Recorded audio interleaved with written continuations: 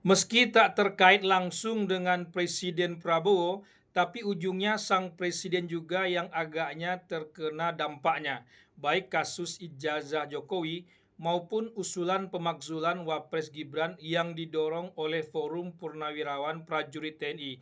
Kalau semua orang yang menduga ijazah Jokowi palsu dijadikan tersangka, maka orang akan menganggap Jokowi masih sangat powerful dan Prabowo masih berada di bawah bayang-bayang Jokowi. Sebaliknya, kalau tak ada tersangkanya pula, maka Prabowo dianggap sudah pegang kendali atas Jokowi. Maju kena, mundur kena. Apapun yang terkait dengan Jokowi, Presiden Prabowo menjadi serba salah. Bahkan kasus-kasus yang terbongkar di era Prabowo, semua kasus di era Jokowi dan celakanya dikaitkan dengan Jokowi pula. Mulai dari pagar laut, Pertamina, jutaan hektar lahan yang disita, Sritek, Kementerian Pendidikan, sampai judi online yang menyeret orang dekat Jokowi tapi seperti sengaja dibelokkan. Kasus ijazah Jokowi dan usulan Forum Purnawirawan Prajurit TNI itu hanyalah bagian kecilnya saja. Semua belum ada yang dituntaskan. Presiden Prabowo masih terlihat hati-hati meski tak diam. Semua dipertimbangkan seperti menarik rambut dalam tepung. Tepung tak tumpah, tapi rambutnya tertarik dengan sangat baik.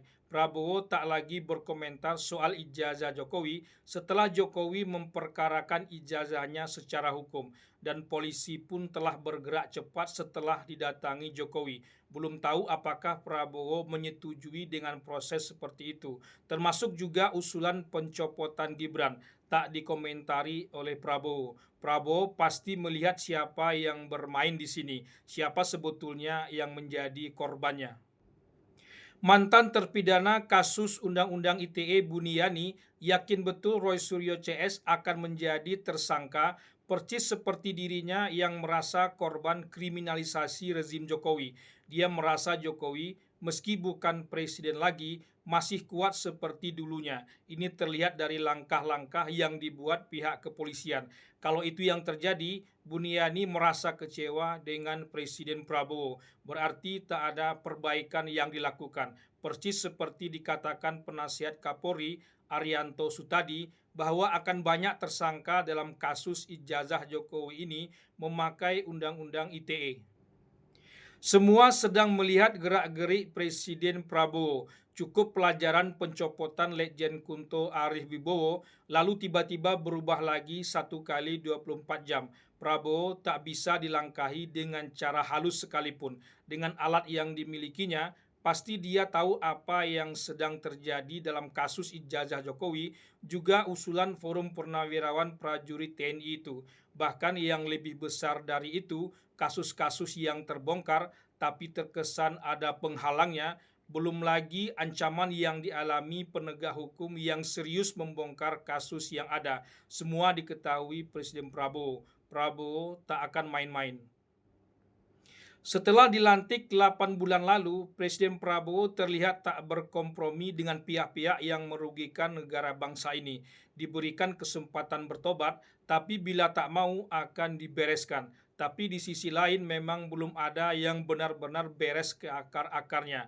Tak mudah tentu saja, tapi pastilah Presiden Prabowo sudah punya catatan baik mana yang mesti dilanjutkan dan mana yang harus segera dipotong. Anehnya harapan kubu oposisi pun besar pada Prabowo. Ini tak pernah terjadi dalam sejarah kita. Kubu oposisi pun sukses untuk dirangkul. Kadang lebih optimis pula kubu oposisi yang kemarin tak mendukung Prabowo ketimbang yang mendukung. Ini karena pernyataan Prabowo yang tegas mengatakan tak akan pandang bulu dalam penegakan hukum. Tak hanya sekedar pernyataan, tapi wujud dalam tindakan. Belum pernah ada harapan terhadap pemerintahan baru setinggi Prabowo ini. Jauh melebihi total orang yang memilih Prabowo Gibran itu sendiri. Artinya yang tak memilih pun sudah menaruh harapan pada Prabowo. Ini terlihat kubu oposisi pun tampak mantap merapat ke Prabowo.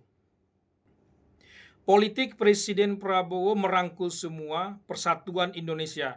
Merangkul bukan berarti berkompromi atau mentolerir adanya penyimpangan. Agaknya itulah yang membedakan Prabowo dengan Jokowi. Jokowi seperti tak mau tahu dengan penyimpangan yang terjadi, asal ia tetap bisa bertahan dalam kekuasaan. Bahkan sudah rahasia umum pula, kasus hukum pun bisa digunakan melanggengkan kekuasaannya. Wajar saja kalau di era Prabowo banyak yang terbongkar kasus di era Presiden Jokowi karena ia tak mau main-main. Bahkan TNI pun dikerahkan untuk melindungi para jaksa yang serius menegakkan hukum.